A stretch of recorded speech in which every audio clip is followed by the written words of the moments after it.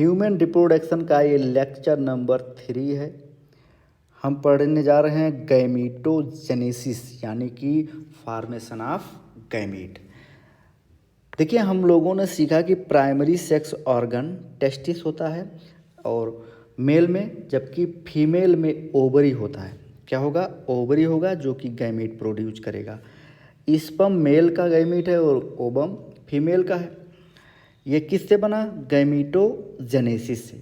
देखिए, टेस्टिस में अगर बात करेंगे तो स्पर्मेटोगोनिया की जो सेल है ये प्रोड्यूस करती है स्पर्म स्पर्मेटोजेनेसिस के थ्रू। और ये कब स्टार्ट होता है? प्यूबर्टी के टाइम पे। देखिए, spermatogonium cell present on the inside of wall of seminiferous tubule multiply by mitotic division and increase the number। ठीक है, यानी कि इनर साइड में सेमनीफेरस ट्यूबुल्स पाई जाती है और मल्टीप्लाई करता है माइटोटिक डिवीजन के थ्रू और अपनी संख्या को पहले बढ़ाएगा। जैसे स्पर्मेटोगोनियम में डिप्लॉयड सेल होता है, यानी कि 46 क्रोमोसोम पाए जाते हैं। स्पर्मेटोगोनियम को हम प्राइमरी स्पर्मेटोसाइट कहते हैं और प्राइमरी स्पर्मेटोसाइट में होता है मियोसिस। फिर उसके बाद बनेगा सेकेंडरी स्पर्मेटोसाइट, यानी कि फर्स्ट मियोटिक डिवीजन होगा जिसे हम रिडक्शन डिवीजन कहेंगे। और इसमें 2 इक्वल सेल बनते हैं और ये कहलाते हैं सेकेंडरी स्पर्मेटोसाइट, जो कि इसमें 23 क्रोमोसोम है, यानी कि क्रोमोसोम नंबर हाफ हो गया। जबकि जो सेकेंडरी उस स्पर्मेटोसाइट हैं ये सेकेंड मियोटिक डिवीजन करेंगे और फिर 2 से 4 सेल में कन्वर्ट हो जाएंगे, जिसे स्पर्मेटिड कहेंगे। और स्पर्मेटिड में फ्लैजेला नहीं होता। स्पर्मेटिड में क्या है? फ्लैजेला नहीं होता। फिर वो कन्वर्ट हो जाता है स्पर्मेटोजोआ में, यानी कि फ्लैजेला आ जाता है। तो इसे हम स्पर्मियोजेनेसिस कहते हैं। क्या बोलेंगे? स्पर्मियोजेनेसिस क्या बोलेंगे? स्पर्मियोजेनेसिस जो है, जब स्पर्म की बात करें, स्पर्मियोजेनेसिस में स्पर्म के पास जो हेड है ये एम्बेडेड हो जाता है, ठीक है, इनटू द सर्टोली सेल। ये सर्टोली सेल से जुड़ जाएगा हेड और न्यूट्रिशन लेगा। फाइनली मैच्योर होने के बाद ये रिलीज हो जाएगा सेमनीफेरस ट्यूबुल्स में और फिर सेमनीफेरस डक्ट के थ्रू बाहर आ जाएगा। तो जब सेमनीफेरस ट्यूबुल्स में रिलीज होता है उसे स्पर्मिएशन कहते हैं। क्या बोलेंगे? स्पर्मिएशन कहते हैं। तो most important spermiation and spermiogenesis. देखिए, स्पर्मेटोजेनेसिस स्टार्ट होता है प्यूबर्टी के होने पे। तो ये प्यूबर्टी कब आती है मेल में? About 16 year. देखिए, ये significant increase the secretion of gonadotropin releasing hormone. तुरंत ये जैसे सिग्नल मिलता है तो रिलीज करना शुरू करता है गोनेडोट्रोपिन रिलीजिंग हार्मोन। और ये हाइपोथैलेमिक हार्मोन है। ये इंक्रीज कर देता है लेवल गोनेडोट्रोपिन रिलीजिंग हार्मोन को। एंटीरियर पिट्यूटरी एक्टिवेट हो जाती है और स्टिमुलेट कर देती है सिक्रीशन किसका? 2 गोनेडोट्रोपिन रिलीजिंग हार्मोन का, जिसे हम LH और FSH कहते हैं। देखिए, LH जो है ये लीडिक सेल पे एक्ट करता है, तुरंत स्टिमुलेट कर देता है एंड्रोजन की सिक्रीशन को। और जो एंड्रोजन है यह स्टिमुलेट कर देता है स्पर्मेटोजेनेसिस को।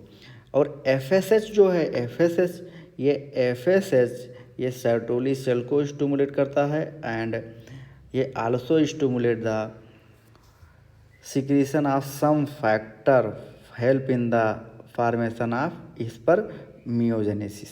ये स्पर्मियोजेनेसिस में हेल्प करता है। देखिए, अब बात करेंगे स्पर्म की। तो देखो, सबसे पहले हम स्पर्म देख लेते हैं। स्पर्म में सबसे पहले तो ये प्लाज्मा की मेम्ब्रेन ऊपर पाई गई और इसके नीचे एक्रोसोम एंजाइम है। क्या है? एंजाइम है। ये एंजाइम जो है, एंजाइम ओवा की वाल को डिजॉल्व करता है और DNA को अंदर जाने में हेल्प करता है। देखिए, इसके बाद इसमें न्यूक्लियर में क्या है? क्रोमोसोम है। ये क्रोमोसोम आगे ट्रांसफ़र होगा और उसके नीचे नेक पाया जाता है। नेक के बाद मिडिल पीस है। मिडिल पीस में बहुत सारे क्या है? माइटोकॉन्ड्रिया हैं, जो कि एनर्जी का एक बहुत बड़ा सोर्स है। जिससे स्पर्म आसानी से मूव करता है, यानी कि इसके टेल को मूव करने के लिए एनर्जी चाहिए। तो ये हेड पार्ट हो गया, बीच का नेक हो गया, और लास्ट का क्या हो गया, नेक हो गया, और ये मिडिल पास हो गया, लास्ट का क्या हो गया, ये टेल हो गया। आइए एक एक करके पढ़ते हैं।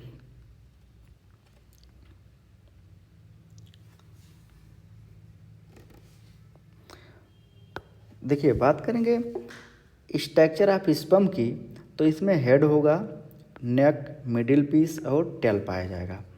जो प्लाज्मा मेम्ब्रेन है ये होल बॉडी पे को कवर करेगी, और हेड पे जो है, अगर स्पर्म के हेड पे देखेंगे तो यहाँ पे इलॉन्गेटेड हैप्लॉइड न्यूक्लियस पाया जाता है, और इसके एंटीरियर पोर्शन को एक कवर करता है, कप लाइक स्ट्रक्चर होता है, एक्रोसोम कहते हैं। एक्रोसोम एंजाइम है और ये हेल्प करता है फर्टिलाइजेशन में ऑफ द ओवा। द मिडिल पीस जो है, ये मिडिल पीस ये न्यूमरस और माइटोकॉन्ड्रिया पाए जाते हैं बहुत ज़्यादा मात्रा में, और ये प्रोड्यूस एनर्जी करते हैं और स्पर्म को मूव करने में हेल्प करते हैं, यानी टेल को मूवमेंट प्रोवाइड करते हैं, मोटिलिटी को बढ़ाते हैं, फर्टिलाइजेशन को में हेल्प करते हैं।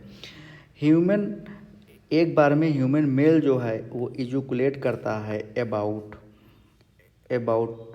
200 to 300 मिलियन स्पर्म ड्यूरिंग ये क्यूटस। एक टाइम पे 200 से 300 मिलियन स्पर्म रिलीज होते हैं।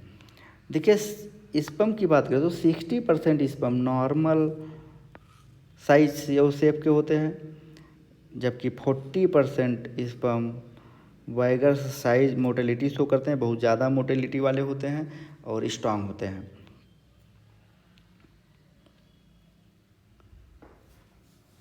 Sperm release from seminiferous tubule, ये सही बात है, और ट्रांसपोर्ट होता है एसेसरी डक्ट से, और जो है secretion epididymis, vasa efferentia, seminal vesicle and prostate essential for the maturation of motility of sperm.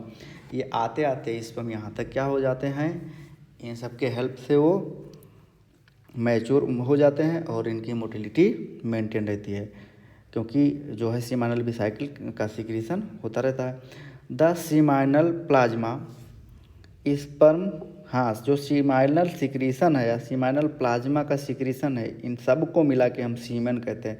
The function of male sex accessory duct, जो मेल एक्सेसरी डक्ट का फंक्शन है ना, वो glandular are maintain the testicular hormone androgen, उन सबको androgen maintain रखता है, androgen देखभाल करता है। अब बात करेंगे the process of formation of mature female gametical oogenesis. देखो मेल को बनने को स्पर्मेटोजेनेसिस कहते थे, यहाँ पे ओवा बनना है तो ओजेनेसिस बोलेंगे।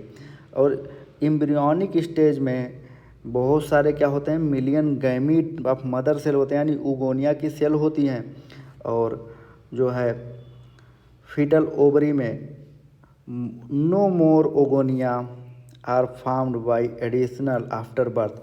देखो बहुत सारी ओगोनिया बर्थ के पहले रहती हैं, बर्थ के बाद कोई एडिशनल ओगोनिया नहीं बनता, और यहाँ पे जो है सेल स्टार्ट करती है division, inter into prophase first में जाएगी, और वहाँ पे मियोटिक डिवीज़न करेगी, और ये टेम्परेरी क्या हो जाती हैं, अरेस्ट हो जाती हैं, यानी कि किसमें, प्राइमरी oocyte के रूप में। प्राइमरी oocyte उगोनिया से प्राइमरी oocyte बनेगा, वो प्राइमरी oocyte भी प्रोफेज फर्स्ट में जाके स्टॉप हो जाएगा, और फिर बाद में जैसे जैसे ज़रूरत पड़ेगी महीने टू महीने एक एक ओवा रिलीज होगा, यानी कि प्राइमरी oocyte रिलीज होगी।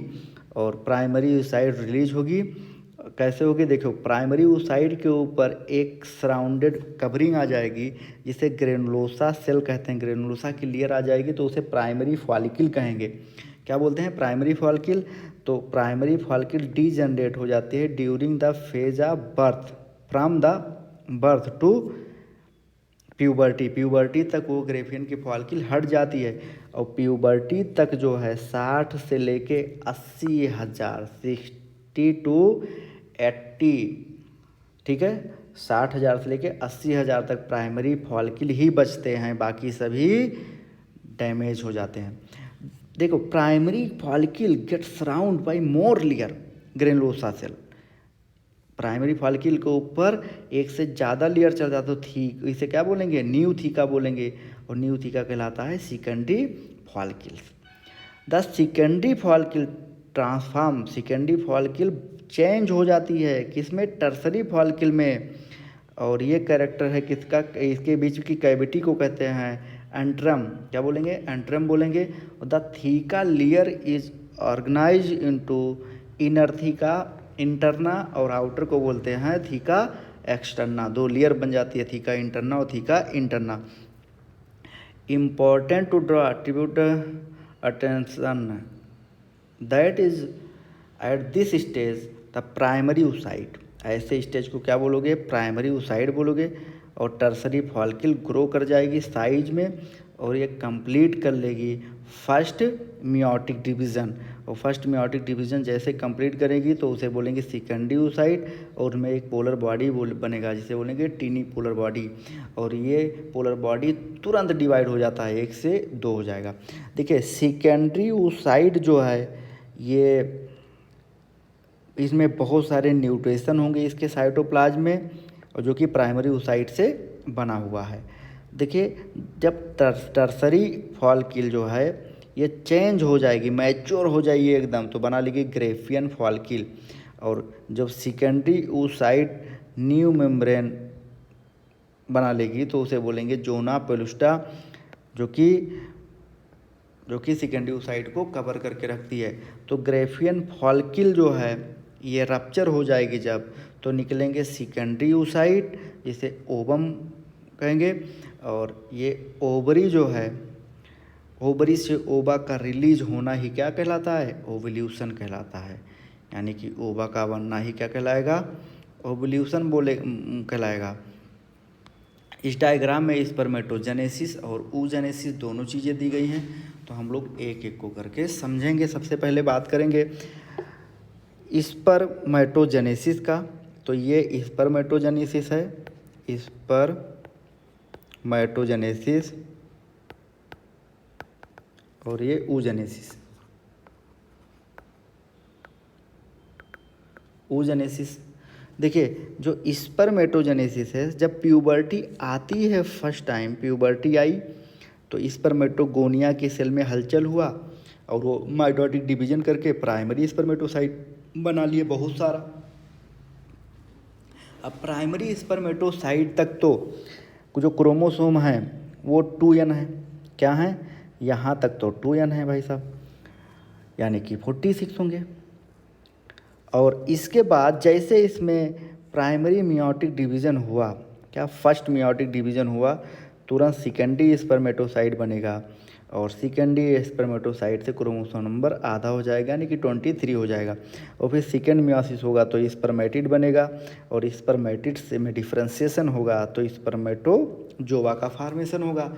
यानी कि स्पर्मेटिड से स्पर्मेटोजोआ का बनना स्पर्मियोजेनेसिस कहलाता है, स्पर्मियोजेनेसिस और स्पर्मियोजेनेसिस। यानी कि इनमें अंतर क्या है, यहाँ पे कोई फ्लैजिला नहीं है, यहाँ पे फ्लैजिला है, यानी कि टेल है, फ्लैजिला नहीं टेल बोलेंगे।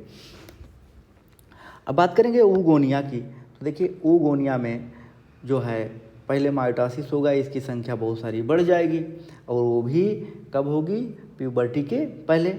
अब प्यूबर्टी के टाइम पे जो है प्राइमरी oocyte के रूप में स्टोर है पहले से प्रोफेज फर्स्ट में। अब उनमें जैसे जैसे ग्रेनुलोसा की लेयर चढ़ती जाएंगी उनमें चेंजिंग आएगा, फिर उनमें होगा फर्स्ट मियोटिक डिवीज़न, बनेगी सेकेंडरी oocyte।